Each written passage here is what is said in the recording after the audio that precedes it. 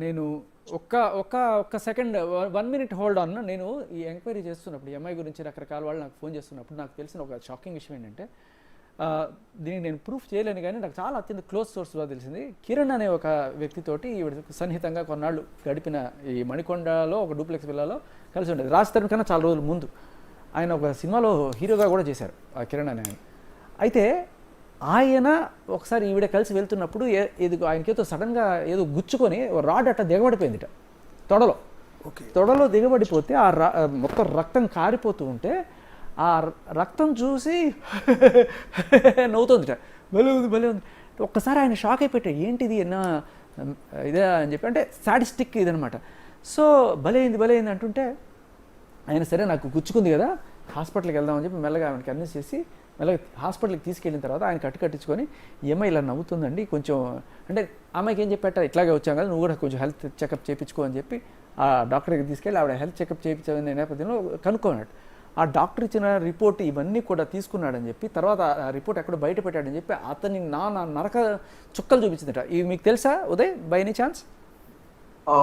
నేను విన్నాను సార్, ఇదైతే దీని గురించి కూడా విన్నాను. అండ్ ఇలాంటి ఇన్సిడెంట్ నేను కూడా ఒకటి చూసాను sir. If you want I can share it with you please. So ఇలాగే ఒక రోజు రాత్రి 2-3 మధ్యలో అప్పటికే చాలా తాగేసి ఉంటాను. సేమ్ ఇలాగే యాస్టీస్గా రాస్తారు కానీ కూడా కొట్టడం జరిగింది. కొట్టినప్పుడు ఆయన ఇలా కింద పడిపోయాడు. కింద పడిపోతే మేము అందరం వచ్చి లేపుతున్నాము. సీసా మన వాటర్ బాటిల్ ఉంటుంది కదా సార్, గ్లాస్ బాటిల్, దాన్ని తీసుకొని ఇక్కడ తల మీద కొట్టింది సార్. కొడితే ఆయన కింద పడిపోయాడు. కింద పడిపోయి అన్న లెగు అన్న ఏమైందన్న, ఓకే అన్న అంతా అది ఇది అంటుంటే, చచ్చిపోడలే వాడేమి, లెగవండి అక్కడి నుంచి ఫస్ట్ అని చెప్పి అన్నట్టు సార్. ఇంకోటి ఏదో చెప్పింది, అవార్డులు తీసుకొని తలపగలు కొట్టారా ఏదో చెప్పారు, అది ప్రీతి ఏదో చెప్పింది. ఇంకొక ఆడియో కూడా ఉందండి, ఏదో ఒక ఆడియో రన్ అయింది. అక్కడ మన రాజ్ తరుణ్ ఉన్నాడు, పక్కన ఎవరో కార్తీక్ అనే కుర్రాడు ఉన్నాడు. ఈవిడ మరి డ్రగ్స్ తీసుకుందా మందు తాగిందో తెలియదు కానీ అక్కడ అరుపులు కేకలు ఆడియో ఒకటి 5 నిమిషాలు 6 నిమిషాల వీడియో ఆడియో ఉంది. ప్రతిరోజు రాత్రి 8 గంటలకు 9 గంటలకి మొదలవుతుందండి వాళ్ళ ఇంట్లో. సార్ ఎప్పుడు అలానే బిహేవ్ చేస్తుంది సార్, గట్టిగా అరవడం. నా దగ్గర కూడా ఒక వీడియో ఉంది సార్, తను ఎలా అరుస్తుందో. నేను యాక్చువల్ గా నా ఫేస్ బయట పడుతుందని చెప్పి నేను ఆ వీడియో ఇప్పటికీ కూడా ఇవ్వట్లేదు మీడియాకి. తను అని బయట సార్, ఇది మేము బయట టస్కా అని ఒక ప్లేస్ కి వెళ్ళాము ఆ రోజు మేము. ఆ రోజు వాష్రూమ్ లో ఇలా అరుస్తుంది సార్ తను. ఓకే, అదే ఇక్కడ ఈ ఆడియోలో కూడా అంటే రాజ్ తరుణ్ ఉన్నాడు, కార్తీక్ ఉన్నాడు. అది ప్లే చేయడానికి మాకు అభ్యంతరకరంగా ఉంది, ఎందుకంటే మధ్యలో దారుణమైన భాష ఉంది. ఆవిడ మాట్లాడిన భాష చాలా దారుణంగా ఉంది, అందువల్ల ప్లే చేయలేకపోతున్నాం. అందులో పాపం రాజ్ తరుణ్ మీరు అన్నారు మొన్న లాస్ట్ టైం స్టూడియోకి వచ్చినప్పుడు చాలా దారుణంగా కొట్టేది అని. ఆడియోలో కూడా అతను కొడుతున్నట్టు క్లియర్ గా అర్థం అవుతోంది. ఆ కొట్టడం కూడా రాజ్ తరుణ్ సినిమాలో సంపాదించుకున్న అవార్డులు ఏవైతే ఉన్నాయో అవన్నీ తీసుకెళ్లి అవన్నీ ఎక్కడ ఉన్నాయి చూపిమని చెప్పండి సార్. తను అంత మంచిది అయితే కనుక అవార్డులని చూపించమని చెప్పండి సార్, తీసుకురమ్మని చెప్పండి. కాదు రాజ్ నా భర్త, రాజ్ నా ఇది, రాజ్ నా ప్రేమ 12 సంవత్సరం అంటుంది కదండి. మరి ఇన్ని సంవత్సరాలలో ఇప్పుడు రాజ్ చేసినా తిను చేసినా ఏది చేసినా ఇద్దరికి ఒకటే కదండి. మరి అవార్డ్స్ అన్ని ఇప్పుడు నిజంగా తన వైఫ్ అని ఫీల్ అయి ఉంటే, ఏ వైఫ్ అండి ఒక మొగాడు గెలుచుకొచ్చినవన్నీ ఏ వైఫ్ అండి పగలగొడుతుంది? ఏ వైఫ్ చేస్తుందండి అవన్నీ? ఎంత కోపం వచ్చినా కూడా ఏ వైఫ్ చేస్తుందండి? లైఫ్ టైమ్ లో గెలుచుకున్న అవార్డ్స్ ఏ వైఫ్ పగలగొడుతుందండి? సరే నువ్వు కోపం వచ్చి టీవీ పగలగొట్టావు, ఫోన్ పగలగొట్టావు, సరే అవార్డ్స్ ఎవరు పగలగొడతాడండి? సినిమా కెరీర్ అంతా నాశనం చేస్తాను, నువ్వు ఎట్లా యాక్ట్ చేస్తావు చూస్తానని ఆడియో, అరుపులు కేకలు. తర్వాత డైలాన్ రెడ్డికి కాల్ చేయడం, మీరు లాస్ట్ టైం చెప్పారు. డైలాన్ రెడ్డికి కాల్ చేసి అప్పటికప్పుడు వాయిస్ మారిపోయింది. విచిత్రమైన ఆడియో చాలా అభ్యంతరకరంగా ఉంది, అందుకని ప్లే చేయట్లేదు యాక్చువల్లీ. ఎందుకంటే అందులో భయంకరమైన బూతులు ఉన్నాయి, అంటే సెక్స్కి సంబంధించిన ఇవి, మధ్యలో మస్తాన్ సాయి అంశాలు, చాలా వల్గర్గా ఉంది. అందువల్ల అది సభ్యత కాదు కాబట్టి మేము ఆడియో ప్లే చేయట్లేదు, కానీ చాలా ఘోరంగా ఉంది. అది ప్రస్తావించినప్పుడు ఆవిడ చెప్పిన మాట ఏంటంటే, ఆ రోజు ఏదో నేను ఫ్రస్ట్రేషన్లో చేశాను అని చెప్పి ఆ ఒక్క ఆడియో పెట్టుకుని నా 10 ఏళ్ల జీవితాన్ని ఎలా డిసైడ్ చేస్తారండి. కానీ వీళ్ళు చెప్తున్న మాట, వీళ్ళు చాలా క్లోజ్గా ఉన్న వ్యక్తులు సార్, రాజ్ తరుణ్ అండ్ లావణ్యకి. ఎందుకు చెప్తున్నానంటే, ఇది వాళ్ళు చెప్పడం కాదు, నిన్న మీరు ఆవిడ పంపించిన ఆడియో కాల్ జాగ్రత్తగా వింటే వాళ్ళ మధ్య ఎంత సాన్నిహిత్యం ఉందనేది ఆవిడే లావణ్య ప్రూవ్ చేసింది మనకి. అంతేకాకుండా లాస్ట్ దీంట్లో కూడా అంటే నిన్న ప్రీతి మాట్లాడిన ఆడియోలో తప్పేం కనిపించలేదు, ఆవిడ చెప్తోంది తప్పు కాల్ చేసి అసలు మనం గమనించాల్సింది అది తర్వాత ఉదయ్ కూడా తెలియదు, నేను వాష్రూమ్కి వచ్చి మాట్లాడుతున్నానని కూడా అంటోంది ఆవిడ. వాళ్ళ మధ్య ఎంత సాన్నిహిత్యం ఉంది అనేది మనకి క్లియర్ కట్ గా అంటే అంటుంది కదా, అక్క అంటుంది. వీళ్ళు అక్కడే ఉండేవాళ్ళు సార్, సంవత్సరం 2 సంవత్సరాలు అక్కడే ఉన్నారు వీళ్ళు. సో రాజ్ తరుణ్కి ఇది జరిగేది డైలీ సన్మానం, రోజు ఇదే. ఇప్పుడు ఇంతకుముందు చెప్పిన దానికి సాక్ష్యం లేదు, ఇప్పుడు చెప్పిన దానికి సాక్ష్యం. తను రాజ్ తరుణ్ని పెళ్లి చేసుకుందని నాకు కానీ చెప్పలేదు, ఎవరికి చెప్పలేదు. అండ్ ఇన్ఫాక్ట్ నేను తనను సాయితోనే చూశాను సార్. తరుణన్న ఉండేవాడు ఇంట్లో, కానీ ఏ రోజు తరుణన్న నా హస్బెండ్ అని చెప్పలేదు, ఏ రోజు తరుణన్నతో క్లోజ్ గా చూడలేదు, కనీసం ఇలా ముద్దు పెట్టుకోవడం కూడా నేను తరుణన్నతో చూడలేదు. బట్ నేను సాయితో చూసాను అవన్నీ.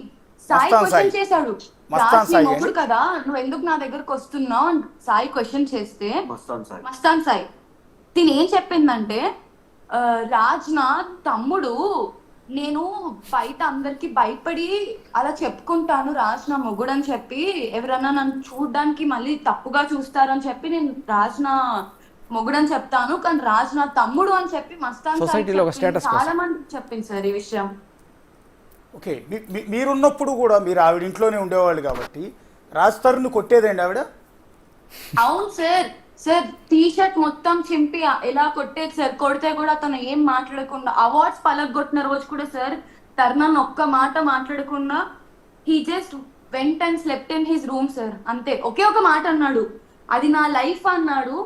అంతే, అది నా లైఫ్ అన్నందుకు నా 12 సంవత్సరాల జీవితం అసలు ఆ రోజు గొడవనే కాలేదు సార్. తినకే మంది ఎక్కువైపోయి గట్టిగా అరుచుకుంటూ మాట్లాడుతుంటే పక్కన వాళ్ళు వింటారు మెల్లిగా మాట్లాడు, పక్కన వాళ్ళు వింటారు మెల్లిగా మాట్లాడు అని ఒక 3-4 సార్లు చెప్పాడు సార్ తరుణన్న. ఎన్నిసార్లు చెప్పాక కూడా తను మాట వినలేదు. వినకపోయేసరికి తరుణన్న కోపం వచ్చి గ్లాస్, తను డ్రింక్ చేసే గ్లాస్ ఇలా కింద పడేశాడు. నువ్వు సైలెంట్ గా ఉంటావా ఉండవా అని చెప్పి తరుణన్న జస్ట్ గ్లాస్ ని కింద పడేశాడు అంతే. అది పడిపోయింది, కింద పడేయడం కూడా జరగలేదు, పడిపోయింది. అది ఇట్లా చేతిలో సైలెంట్ గా ఉండు అని ఇలా అనేగానే అది కింద పడిపోయింది సార్. కింద పడిపోగానే నా కొడక నువ్వు గ్లాస్ పడేస్తావా అని చెప్పి బూతులు సార్, బూతులు. అక్కడ నేను ఉదయ్ కాకుండా ఇంకొక 4 ఉన్నారు సార్, 4 ఉన్నారు ఇంకొక్కడ. బూతులు విన్నామండి. ఆ బూతులు తెలుగు భాష, తెలుగు డిక్షనరీలో కూడా అన్ని బూతులు దొరకవు. ఆ బూతులు అయితే విన్నాము.